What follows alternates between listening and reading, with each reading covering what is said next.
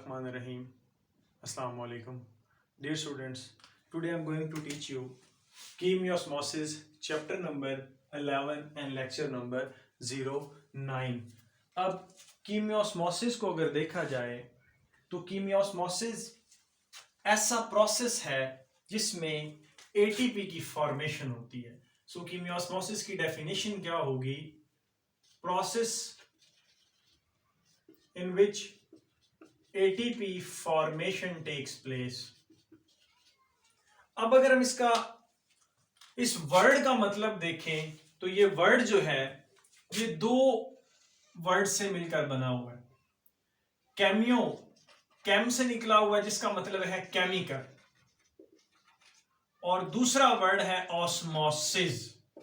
Osmosis की definition क्या है? Movement of water molecule area of higher concentration to area of lower concentration. तो यहां पर जस्ट हम हायर कंसंट्रेशन और लोअर कंसंट्रेशन की बात करेंगे through a semi permeable membrane. यहां पर वाटर की बात नहीं होगी, वाटर की जगह पर हाइड्रोजन आयंस की बात होगी. तो आप कह सकते हैं कि हमने जो ऑस्मोसिस है उसको सिर्फ हायर और लोअर कंसंट्रेशन के लिए जो है वो यूज किया है. सो ऑस्मोसिस हाई कंसंट्रेशन से low concentration through a membrane, एक मेम्ब्रेन के अंदर से. अब कीमियोस्मोसिस जो है इसके लिए रिक्वायर्ड क्या चीज है? जो सबसे इंपॉर्टेंट चीज है वो इसमें है ये एंजाइम, ये वाला जिसको मैं एनसर्कल कर रहा हूं, जिसको हाईलाइट कर रहा हूं, ये एंजाइम. इस एंजाइम का नाम है ATP synthase. ATP synthase, synthesis से निकला है.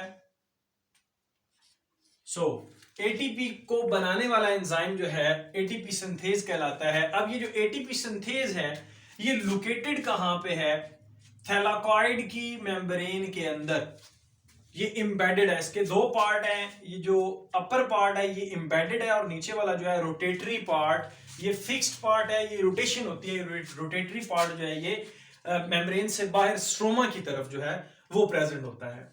अब प्रोसेस क्या है कीमियोस्मोसिस का? कीमियोस्मोसिस को जांचने के लिए आपको पहले थोड़ा सा जी स्कीम का पता होना चाहिए, यानी कि नॉन साइक्लिक फोटोफॉस्फोराइलेशन का पता होना चाहिए और साइक्लिक फोटोफॉस्फोराइलेशन का, जो इससे प्रीवियस लेक्चर में मैं बता चुका हूं.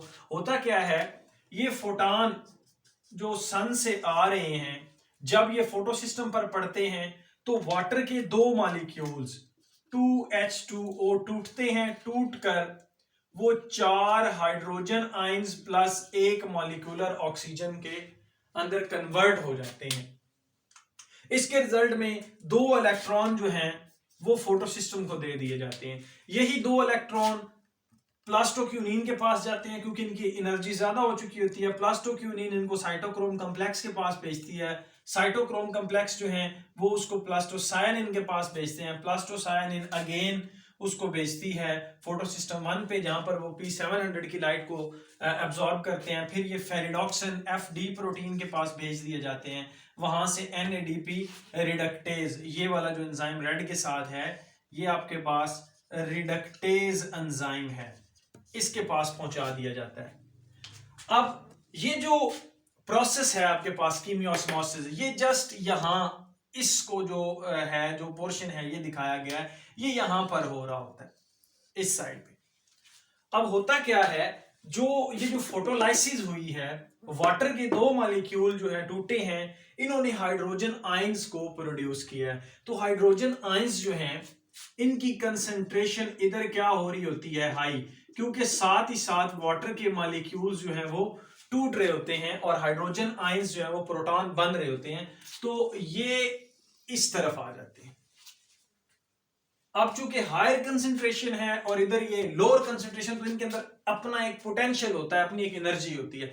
इनके पास इतनी एनर्जी होती है कि जब एक हाइड्रोजन का आयन या प्रोटॉन इस एंजाइम में से एटीपी सिंथेज में से गुजरता है तो उसके अंदर जो पोटेंशियल एनर्जी होती है उसको यूटिलाइज किया जाता है ताकि क्या बनाया जा सके? एटीपी बनाया जा सके. अब ये जो पोटेंशियल एनर्जी है इसको इस्तेमाल जब ये इसमें से गुजरता है ये रोटेशन काज करता है इसके अंदर, क्योंकि ये रोटेटरी है, मोटर है, यूनिवर्स की सबसे छोटी मोटर है ये. तो ये जब मूव करेगी तो एडीपी से एटीपी बनेगा।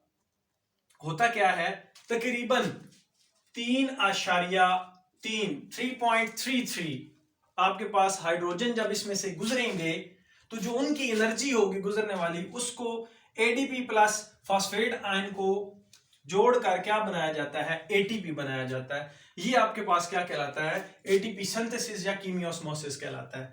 अब क्वेश्चन ये है कि हायर कंसंट्रेशन पहले इधर थी, जब ये प्रोटॉन नीचे आ जाएंगे स्ट्रोमा के अंदर, तो अब आपका क्वेश्चन ये होना चाहिए कि स्ट्रोमा के अंदर जो कंसंट्रेशन है हाइड्रोजन आयन की ये ज्यादा नहीं हो जाएगी, तो लेकिन उसके बरक्स यहां पर क्या हो रहा होता है, ये जो हाइड्रोजन आयंस हैं ये वाले, ये साइटोक्रोम कॉम्प्लेक्स के पास आ रहे होते हैं, नंबर 1।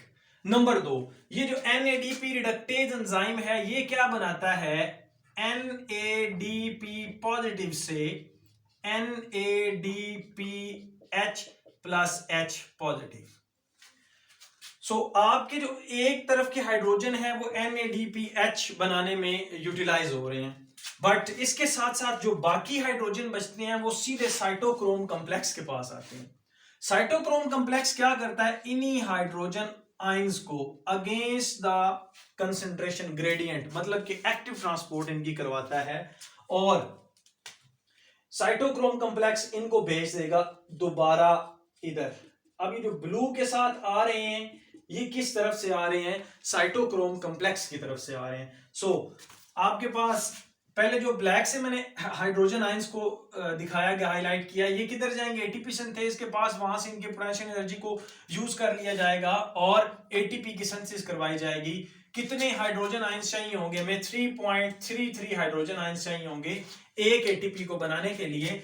अब ये जो हाइड्रोजन आयन है यहां पर इसकी जो क्वांटिटी है, कंसंट्रेशन है वो ज्यादा हो जाएगी हाइड्रोजन आयंस की, तो उसको यूटिलाइज करेगा NADP रिडक्टेज एंजाइम इन हाइड्रोजन आयंस को। एक पाथवे ये है और उससे NADPH बना देगा, प्लस H पॉजिटिव बना देगा, लेकिन इसके बरक्स क्या हो रहा होता है, दूसरा ये हाइड्रोजन आयंस जो है ये एक्टिवली पंप कर दिए जाते हैं into the lumen of thylakoid. ऊपर वाला सारा पोर्शन ल्यूमिन है, नीचे वाला सारा का सारा क्या है, आपके पास स्ट्रोमा है। तो इस प्रोसेस में क्या हो रहा है, ये अगेन इसकी कंसंट्रेशन ज्यादा हो रही है। अब आपका ये क्वेश्चन होगा कि ये अगेंस्ट द कंसंट्रेशन जो है वो एटीपी को यूज करेंगे, तो ऐसी बात नहीं है, क्योंकि हमारा मेन पर्पस क्या है, एटीपी को बनाना। तो इनको जो पंप किया जाता है अगेंस्ट द कंसंट्रेशन ग्रेडियंट, तो आपने पढ़ा था ये जी स्कीम के अंदर इस तरह की जो इलेक्ट्रॉन ट्रांसपोर्ट चेन चलती है जी स्कीम के अंदर,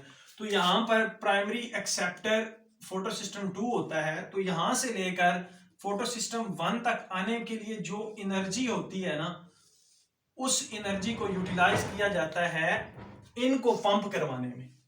सो एटीपी का मॉलिक्यूल नहीं तोड़ा जाता। अब फिर दोबारा इधर हाइड्रोजन की कंसंट्रेशन ज्यादा हो जाएगी, तो ये फिर इस साइड से मूव करके नीचे, इसी वजह से जो आपके पास मोस्टली आपने नॉन साइक्लिक फोटोफॉस्फोराइलेशन या साइक्लिक फोटोफॉस्फोराइलेशन में एटीपी की फॉर्मेशन यहां पड़ी होती है।